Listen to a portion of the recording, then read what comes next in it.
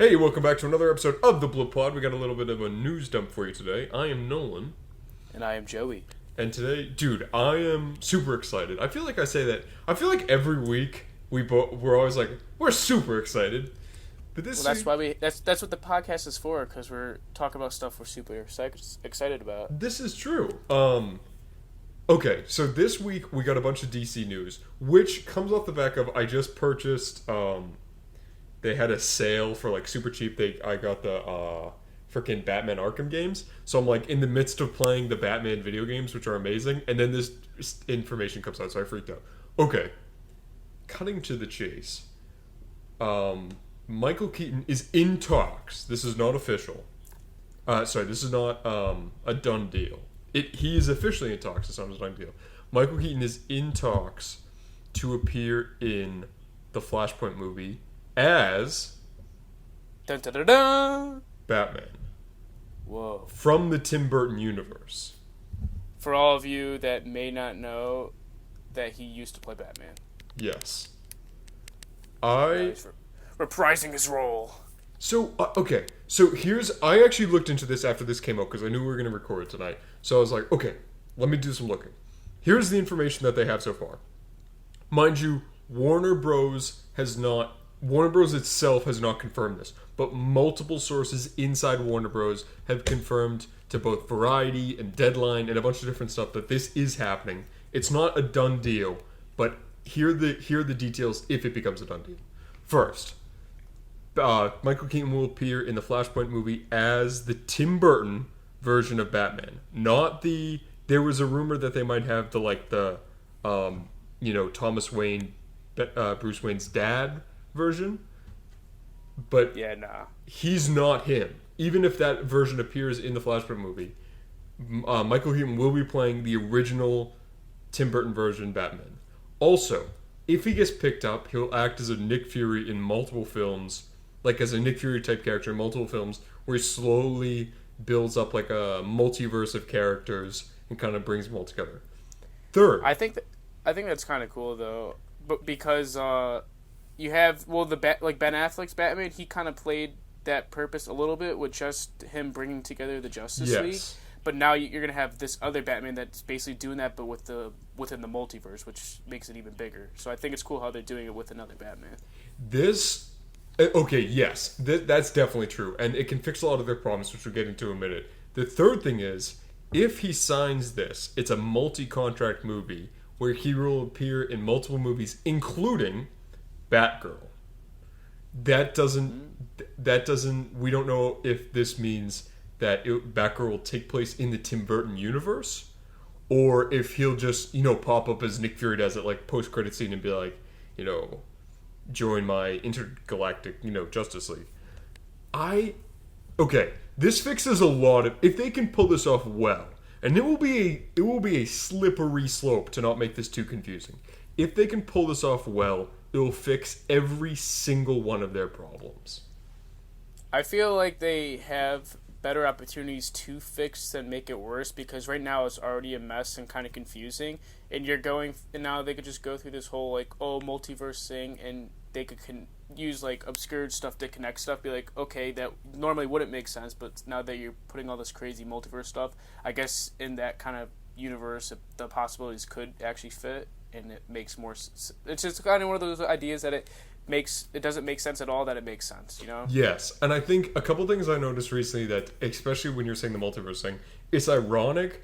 DC Comics kind of started the idea of having a multiverse and doing multiverse events, but the problem is DC is so late to the movie game that I was watching a bunch of videos and stuff today, and they're like, DC takes a page out of Marvel's book to do Multiverse of Madness. I'm like, no, Marvel took a page out of DC's book, but DC was slow to the party, so they had to then take the page back out from Marvel's book. So I was like, oh boy, even when they're doing stuff right, they're doing stuff wrong. Well, I feel like that's with a lot of things, because even my mom doesn't know anything about comic books or anything besides the movies, and there's stuff, even with characters, movies, or plots, she'll be like, oh, they're copying this from Marvel, or Marvel's copying this from DC or whatever, and then I'm like, no, actually they made a movie first, but they actually made that before Marvel did in the 60s or something. Yeah. Yes. So I think, and you had talked about this earlier when we were talking earlier. They could basically build this up slowly. So maybe over the next couple of years, they build this up, build this up, build this up. Michael Keaton starts appearing multiverse time travel style through all these movies. They do a Crisis on Infinite Earths movie in which he has to unite a bunch of things, sort of like the TV version. And then... I'm just saying that would be interesting if they make a movie version of that, because the movie Flash appeared in the TV version of Infinite Earth. So what happens if they made a movie version and the TV version of the Flash appears in the movies like Ezra did? I think at this point they could probably do that, because it's one of two things. For people that watches the TV show, or at least know about the TV show, it's a crazy awesome Easter egg that you never thought you'd see. But even if you didn't watch the TV show and never heard of the TV show, average moviegoer would go, oh, in a movie about alternate dimensions, this is just some alternate dimension of the Flash. That's sort of cool. You know what I mean? It doesn't. They're not going to lose value. Mm-hmm. I think, that they use the same exact scene where they meet in the movies, and it's just a point in, like, the actual movie of Infinite Earth is happening the same time as the TV version of Infinite Earth, and they just cross in that one moment, so they use that same exact scene for both the movies and the show. This is true. That they could also kind of retroactively do that. And I feel like ever since the Crisis on Infinite Earths, it's clear that they've been trying to do something multiversal with the DCEU. Here's the biggest thing. Just Zack Snyder's Justice League, which is getting released on HBO, is being pitched as a restarting point for the DCEU, just the DC, like not the multiverse stuff, but just the DCEU. So I wonder if they're just kind of testing it, whereas if they have two plans. They have the Michael Keaton thing if the Zack Snyder Justice League flops. If the Snyder Cut does well, they continue down that path. I wonder if it's kind of like this is actually just an insurance policy in case everything else goes to shit. Possibly. But I feel like they're pretty confident on the Snyder Cut because they're hyping it up a lot. Yeah. That's what I think. So I don't know. They really need to get their shit together. And I feel like this is a step in the right direction, because you can do a multiverse. You can, if, let's say all the multiverses crash in on each other, you have Earth 1 that's rebuilt, Earth Prime or whatever. You can have Robert Pattinson's Batman. You can have Zachary Levi's Shazam. You can have the Joker from the Joker movie, Joaquin Phoenix. You can bring back Henry Cavill's Superman. You can basically rewrite any timeline, any story. They could bring back an older version of Superman. They could bring back a different version of Wonder Woman, but it's still played by Gal Gadot. They can basically rewrite anything and explain it away in one sentence. So it is the ultimate restart button. Endless possibilities with it. Yeah, exactly. And let's be honest. No matter what they do, Michael Keaton is a home run hit, because it appeals to older audiences that grew up on him. It appeals to younger audiences because there's kind of become this cult following around Michael Keaton, as those movies are great, and then he's in the Spider-Man movies, so you could kind of bring him back, and he's kind of making a comeback. It's just a win all around. Even if this is a terrible idea, these movies will make a lot of money. The only thing I don't understand is I thought Marvel actors had a contract where they're not allowed to appear in DC movies while they're still making Marvel ones. Here's the thing. That's Marvel's Disney contract. So he's a Sony. Bing so that doesn't apply to him? I don't know that for sure, but it means that the same contracts don't apply. You know what I mean? Because, hell, he's showing up as his same character in a different franchise's movie.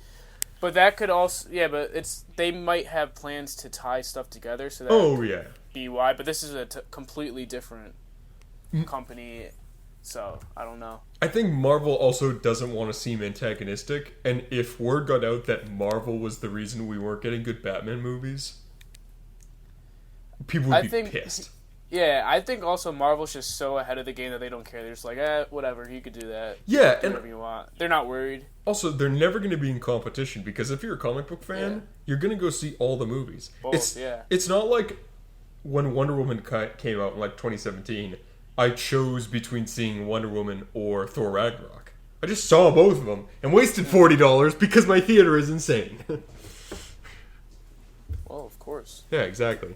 It's worth the money, though. It is. No, of course, it's definitely worth the money. 2021 is going to bankrupt me. It's like $200 worth of movie tickets because everything got pushed back.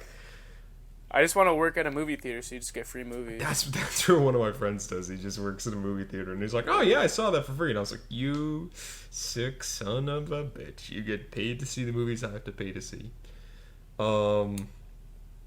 Yeah, so other than that, nothing's been confirmed. Obviously, Warner Bros. Has been super coy about the whole thing. And we don't know anything for sure, but here's hoping that they do that. Yep.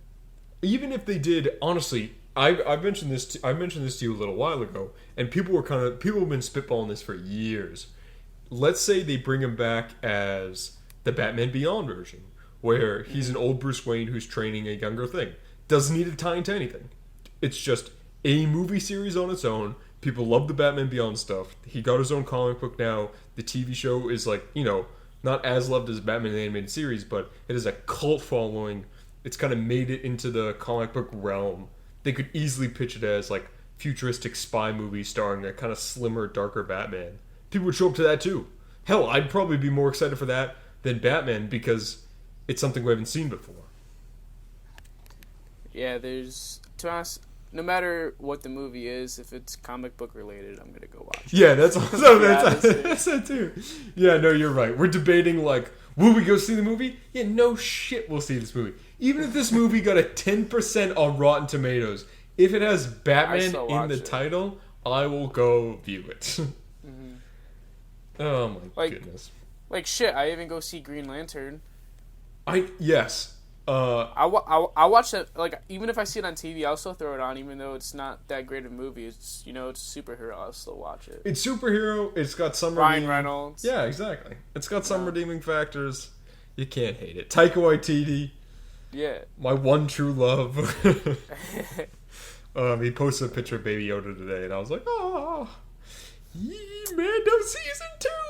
But that's all the information I have on the new thing. Obviously, rumors are... I also was reading through a lot of articles that are contradictory. People are just making up crap because they, you want to get on the story fast. So people are like, he'll appear in 21 movies and this. I'm like, there's no way. You know what I mean? Yep. So, in general, don't believe everything you read and do your research when it comes to these kind of like clickbait news articles. You can believe the Blip Pod, though. You can. This is true. If you're going to believe anything, we are completely infallible. Well, we'll just tell you it's speculation, not 100%. Yeah, no. It doesn't happen. They're just rumors. We also will never stand by anything we say. If you come up to us, if eventually this becomes big enough where you come up to us in the street and are like, "Hey, you said that Spider-Man would die in Endgame, even though Far From Home trailer already been released," I'll be like, "Hey, man, I'm not Nolan," and then I'll run away. It was just a different universe. Yes, 3 steps to winning an argument. Take a deep breath, stand up straight, turn around and run. Easy. Yeah, bingo. Yeah, that's all we got for this episode. Check in the next couple days. We got an episode. We got a lot of news. There's just... Dude, we went from going to... We were talking yesterday and there was like nothing. We're like, oh, we'll make a thing on this, the Snyder Cut and kind of teaser that got released. And then it was J.K. Simmons has, officially recorded a bunch of stuff for J. Jonah Jameson. Snyder Cut trailer released. Michael Keaton's back. Star Wars stuff. I'm like, oh, for God save us. But without further ado, I know. But without further ado, I believe that is the end of the podcast. Yep. You got any final words of wisdom? Stay nerdy. And stay positive. Check us out on... What do we got? We got The Blip Pod on YouTube. We got @The Blip Pod on all the social medias. Our Instagram mass is slowly growing. Check out Joey Harris 2168. Yep. Yes! On TikTok, baby. Yep, on TikTok, you got some...